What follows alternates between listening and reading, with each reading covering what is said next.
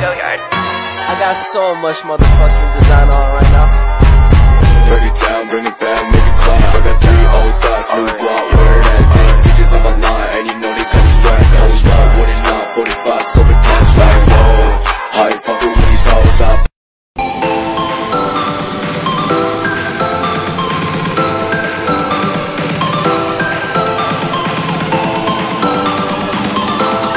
Assalamualaikum warahmatullahi wabarakatuh. Kami dari kelompok 5 akan membahas mengenai kewenangan Mahkamah Konstitusi terkait impeachment. Saya sendiri atas nama Andi Rendiarta akan membahas mengenai pengertian impeachment.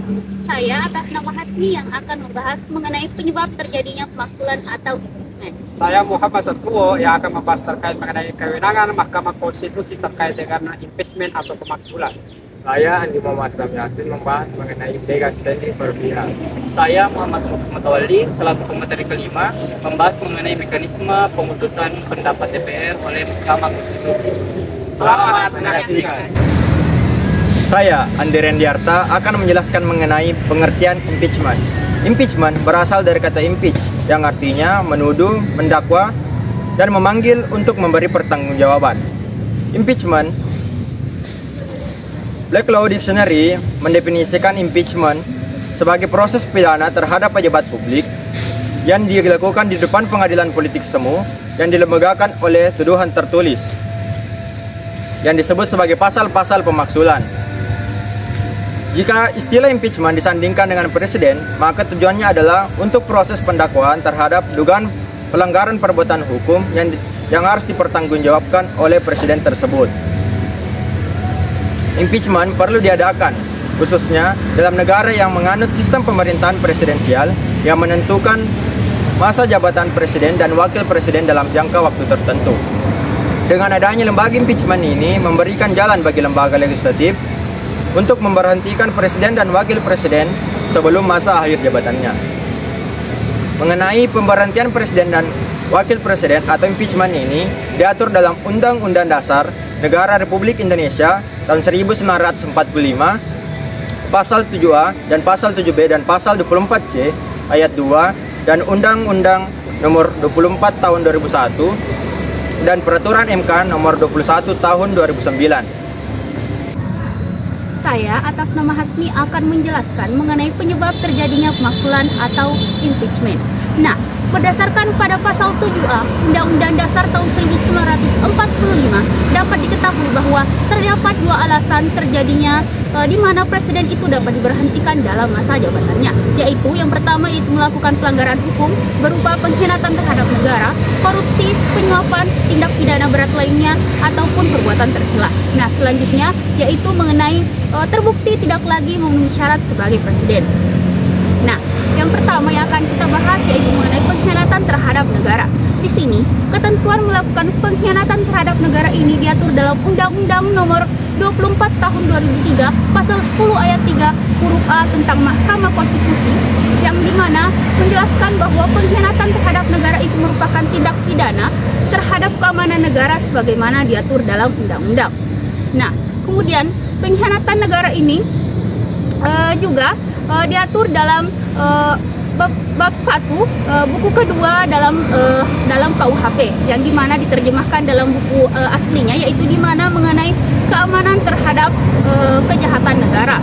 Nah, Muhammad Satkuo, saya akan membahas terkait mengenai kewenangan Mahkamah Konstitusi terkait dengan pemaksulan impeachment.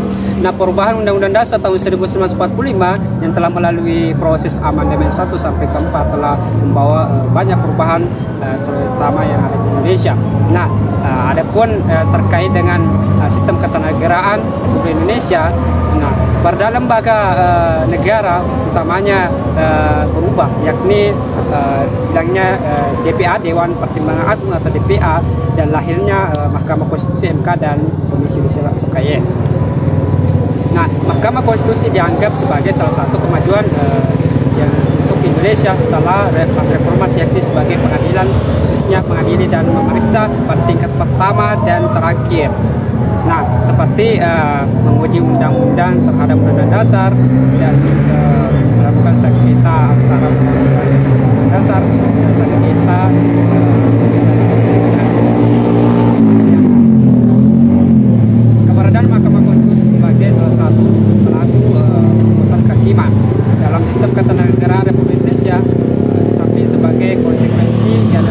Mahkamah Konstitusionalisme untuk mempertegas adanya check and balance. Nah, adanya sejarah yang ada di Indonesia, yakni dari Presiden Soekarno dan Presiden Abdurrahman Wahid. Ini kemarin sudah diberhentikan gara adanya jadi pelanggaran yang telah dibuatnya hingga beliau meninggal dan tidak terlalu jelas apa penyebabnya. Penyebab daripada pelanggaran ataupun belum selesai kasus-kasus yang telah dilakukan oleh beliau. Nah, terus kemudian untuk fungsi peradilan dari Mahkamah Konstitusi ini tidak hanya memutus sengketa saja ya, tidak hanya memutus, tapi melainkan membatasi kekuasaan mayoritas dan mengawasi proses politik agar berjalan di koridor konstitusi. Nah, persoalan yang dapat ditengahkan terkait dalam hal ini bahwa mengapa sih kewenangan Mahkamah Konstitusi itu diberikan kepada institusi ini, karena dia mampu menyelesaikan berbagai macam persoalan yang terjadi di Indonesia, seperti tadi menyelesaikan perselisihan antara pemilihan umum dan menyelesaikan sengketa kewenangan lembaga negara terhadap undang-undang dasar. Terus kemudian membuat keputusan terhadap DPR terkait dengan pelaporan dugaan pelanggaran yang dilakukan oleh Presiden atau Wakil Presiden. Nah, menurut pasal 24C ayat 2 Undang-Undang Dasar tahun 1945, penyelesaian sengketa Dewan Perwakilan Rakyat atau DPR atas Presiden banyak telah melanggar ketentuan. Nah, dalam hal ini bahwa dalam hierarki ataupun konstitusi Indonesia bahwa konstitusi lah yang paling tinggi atau undang-undang dasar lah yang paling tinggi derajatnya yang ada di Indonesia. Terus kemudian menurut pasal 24 ayat 2 terkait dengan undang-undang dasar 1945 terkait dengan menurut pasal 24 ayat 2 Undang-Undang Dasar tahun 1945 dari hasil amandemen yang menentukan bahwa kekuasaan kehakiman yang dilakukan oleh sebuah Mahkamah Agung dan badan peradilan yang berada di bawahnya dalam lingkup peradilan umum, lingkup peradilan agama, lingkup peradilan militer, dan lingkup peradilan tata usaha negara dan oleh sebuah Mahkamah Konstitusi. Mungkin itu yang dapat saya paparkan. Saya serahkan kepada materi selanjutnya. Saya atas nama Imam Aslam Yasin akan membuatkan materi mengenai legal standing berpihak. Yang menjadi fokus perhatian dalam proses impeachment di Mahkamah Konstitusi adalah bahwa Mahkamah Konstitusi memutus benar atau salahnya pendapat DPR atas tuduhan impeachment yang ditujukan kepada Presiden dan atau Wakil Presiden ketika proses impeachment di Mahkamah Konstitusi. Mahkamah Konstitusi sedang mengadili Presiden dan atau Wakil Presiden atas tuduhan impeachment karena yang menjadi objek dalam proses impeachment di Mahkamah Konstitusi adalah pendapat Dewan Perwakilan Rakyat. MK wajib memeriksa, mengadili dan memberikan putusan atas pendapat tersebut. Pendapat DPR yang diputuskan dalam rapat paripurna adalah lebih bernuansa politis. Oleh sebab itu, impeachment di Mahkamah Konstitusi adalah untuk melihat tuduhan impeachment kepada Presiden dan atau Wakil Presiden dalam perspektif hukum, karena MK merupakan institusi peradilan sebagai salah satu pemegang kekuasaan kehakiman. Maka putusan yang dijatuhkan MK atas pendapat DPR adalah untuk memberi justifikasi secara hukum dalam hal penunjukan kekuasaan hukum. Undang-undang Mahkamah Konstitusi secara umum mengatur bahwa setiap pemohon dan atau termohon yang beracara di Mahkamah Konstitusi dapat didampingi atau diwakili oleh kuasanya. Berarti DPR sebagai pemohon dalam perkara tuduhan impeachment di Mahkamah Konstitusi juga dapat menunjuk kuasa untuk mendampingi atau mewakilinya dalam beracara di Mahkamah Konstitusi. Dengan pertimbangan untuk memberikan keterangan selengkap-lengkapnya kepada Majelis Hukum Konstitusi, tentu lebih baik bila mana DPR menunjuk anggota-anggotanya yang terlibat secara intens dalam rapat-rapat DPR. Ketika penyusunan tuduhan impeachment misalnya, anggota-anggota yang mengusulkan hak menyatakan pendapat maupun anggota panitia khusus yang dibentuk untuk melakukan pembahasan tuduhan impeachment di Dewan Perwakilan Rakyat. Dengan demikian, dalam proses impeachment di Mahkamah Konstitusi, kehadiran Presiden dan atau Wakil Presiden dalam persidangan MK bukanlah sebagai termohon, dan kehadiran Presiden dan atau Wakil Presiden dalam persidangan Mahkamah Konstitusi adalah hak, bukanlah kewajiban. Hak Presiden dan atau Wakil Presiden yang mengalami tuduhan impeachment untuk memberikan keterangan dalam persidangan MK menurut versinya bila mana Presiden dan atau Wakil Presiden menganggap bahwa pendapat ataupun keterangan yang diberikan oleh DPR dalam persidangan MK tidak benar dalam hal penunjukan kuasa hukum dalam persidangan MK, maka Presiden dan atau Wakil Presiden juga memiliki hak untuk didampingi atau diwakili oleh kuasa hukum.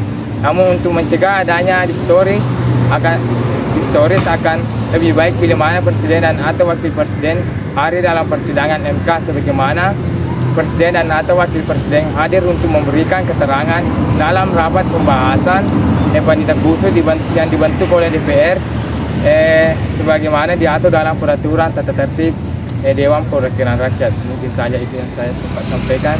Lebih kurang mohon maaf. Assalamualaikum warahmatullahi wabarakatuh. Muhammad Muslim Mutawalli akan menjelaskan mengenai mekanisme pemutusan pendapat DPR terkait dugaan pelanggaran yang dilakukan oleh Presiden dan atau Wakil Presiden oleh Mahkamah Konstitusi. Proses impeachment secara sederhana dimulai dari Dewan Perwakilan Rakyat mengajukan usul pemberhentian Presiden dan atau Wakil Presiden kepada Majelis Permusyawaratan Rakyat. Namun sebelum itu, DPR perlu terlebih dahulu mengajukan permohonannya kepada Mahkamah Konstitusi guna untuk memeriksa dan memutus pendapat dari DPR itu sendiri. Kemudian ada pula mekanisme dalam pemutusan pendapat ini yang dilakukan oleh MK diatur di dalam Peraturan Mahkamah Konstitusi nomor 21 tahun 2009 tentang pedoman beracara dalam memutus pendapat Dewan Perwakilan Rakyat mengenai dugaan pelanggaran yang dilakukan oleh Presiden dan atau Wakil Presiden. Di dalam peraturan Mahkamah Konstitusi ini diatur mengenai beberapa tahapan. Ada 3 tahapan. Tahap yang pertama yaitu tahap pengajuan permohonan, tahap kedua yaitu tahap registrasi dan penetapan jadwal sidang, dan yang ketiga yaitu tahap persidangan. Nah, pada tahap pengajuan permohonan, DPR wajib mengajukan permohonannya dengan lengkap dan sesuai dengan persyaratan yang diatur di dalam Peraturan Mahkamah Konstitusi nomor 21 tahun 2009 ini. Kemudian masuk kepada tahap kedua yaitu tahap registrasi dan penjadwalan sidang. Untuk registrasi, panitera bertugas untuk mengecek atau memeriksa mengenai kelengkapan dari permohonan yang diajukan oleh DPR, apakah sudah lengkap dan memenuhi persyaratan atau tidak. Apabila belum memenuhi persyaratan, maka permohonan tersebut dikembalikan kepada DPR untuk dilengkapi paling lambat 3 hari kerja setelah DPR menerima pengembalian permohonan ini. Apabila permohonan sudah dirasa lengkap dan diterima oleh panitera, maka panitera meregistrasi permohonan tersebut ke dalam buku registrasi perkara konstitusi. Kemudian penjadwalan sidang. Sidang hari pertama dilakukan paling lambat 7 hari setelah permohonan tersebut diregistrasi. Kemudian masuk kepada tahap ketiga yaitu tahap persidangan. Pada tahap persidangan terdapat 6 tahapan lagi di dalamnya, yaitu tahap pertama pemeriksaan pendahuluan. Pada tahap ini mahkamah memeriksa mengenai kelengkapan materi dan kejelasan materi permohonan. Kemudian masuk kepada tahap kedua yaitu tahap tanggapan yang disampaikan oleh Presiden dan atau Wakil Presiden. Nah, pada tahap ini Presiden dan atau Wakil Presiden wajib hadir dan menyampaikan tanggapannya terkait pendapat yang disampaikan oleh Dewan Perwakilan Rakyat. Kemudian masuk kepada tahap ketiga yaitu tahap pembuktian oleh Dewan Perwakilan Rakyat. Pada tahap ini DPR wajib membuktikan dalil-dalil permohonannya dengan menyertakan alat-alat bukti yang diatur di dalam pasal 6 Peraturan Mahkamah Konstitusi nomor 21 tahun 2009 ini. Kemudian masuk kepada tahap keempat yaitu tahap pembuktian oleh presiden dan atau wakil presiden. Pada tahap ini, presiden dan atau wakil presiden berhak memberikan bantahan terhadap pendapat yang disampaikan oleh DPR dengan menyertakan alat-alat bukti berupa yang umumnya sama dengan apa yang disampaikan oleh DPR, yaitu berdasarkan pasal 6 Peraturan Mahkamah Konstitusi nomor 21 tahun 2009 ini. Kemudian masuk kepada tahap kelima. Pada tahap kelima ini yaitu tahap kesimpulan yang disampaikan oleh DPR atau dan presiden dan atau wakil presiden. Pada tahap ini para pihak baik itu DPR maupun presiden dan atau wakil presiden wajib memberikan kesimpulan akhir terhadap apa yang telah dilakukan pada tahap-tahap sebelumnya. Nah, kesimpulan akhir ini disampaikan baik secara lisan maupun tulisan paling lambat dilakukan pada 14 hari setelah selesainya sidang tahap keempat dilakukan. Kemudian masuk kepada tahap keenam yaitu tahap persidangan. Dalam persidangan ini tahap keenam yaitu putusan. Pada tahap ini Mahkamah melakukan rapat permusyawaratan hakim yang dilakukan sekurang-kurangnya 7 orang hakim yang dilakukan secara tertutup dengan melakukan musyawarah untuk mufakat. Kemudian hasil dari RPH ini atau keputusan yang diambil harus diputuskan paling lambat 90 hari setelah permohonan tersebut diregistrasi. Kemudian ada pula amar putusan dari perkara ini, yaitu yang pertama tidak dapat diterima apabila permohonan yang diajukan itu menurut mahkamah tidak lengkap atau tidak memenuhi persyaratan. Atau yang kedua yaitu membenarkan pendapat DPR terkait adanya pelanggaran yang dilakukan oleh presiden dan atau wakil presiden, serta yang ketiga yaitu menolak pendapat DPR. Hal ini terjadi apabila permohonan yang diajukan DPR itu dirasa tidak terbukti. Mungkin itu saja. Terima kasih. Itulah pembahasan materi mengenai kewenangan Mahkamah Konstitusi terkait impeachment. Lebih dan kurangnya mohon dimaafkan. Wassalamualaikum warahmatullahi wabarakatuh.